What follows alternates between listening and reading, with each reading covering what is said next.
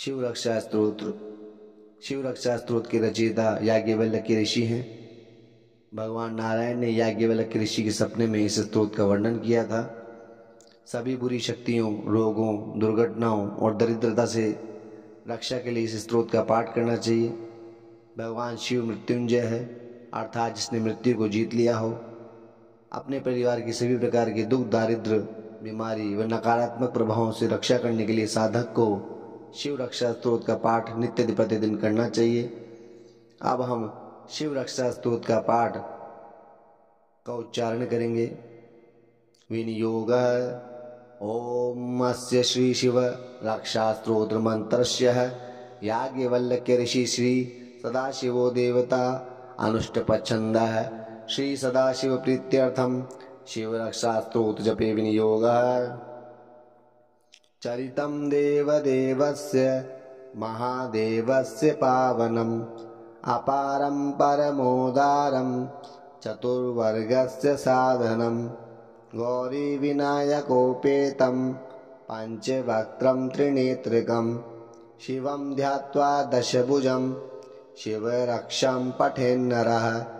गंगाधर शिरः पातु भालमर्देन्दुशेखरः नयने मदनध्वंसी कर्णो सर्पविभूषणः घ्राणं पातु पुरारार्तिर्मुखं पातु जगत्पतिः जिह्वां वागीश्वरः पातु कन्धराशितिकन्धरः श्रीकण्ठः पातु मे कण्ठं स्कन्धो विश्वधुरन्धरः भुजो भूभारसंहर्ता करो पातु पिनाग्रकः हृदयं शङ्करः पातु जठरं गिरिजापतिः नाभिं मृत्युञ्जय पातु कटिव्याघ्रजिनाम्बरः शक्तिनिः पातु दीनार्त शरणागतवत्सलः उरु महेश्वर पातु जानुनी जगदीश्वरः जङ्गे पातु जगत्कर्ता गुल्फो पातु गणाधिपः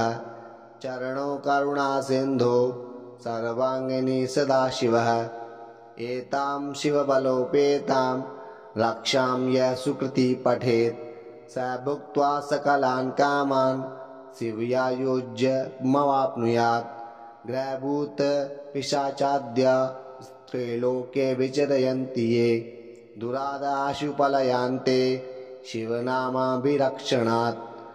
अभयं करनामेदं कवचं पार्वतीपते भक्त्या बिभर्ति ये कंठे तस्य वश्यं जगत्त्रयम्। इमां नारायणे स्वप्ने शिवरक्षां यथा दिशतः प्रातरुत्थाय योगीन्द्रो याज्ञवल्क्यस्तथा लिखतः। इति श्री शिवरक्षा स्तोत्रम् सम्पूर्णम्।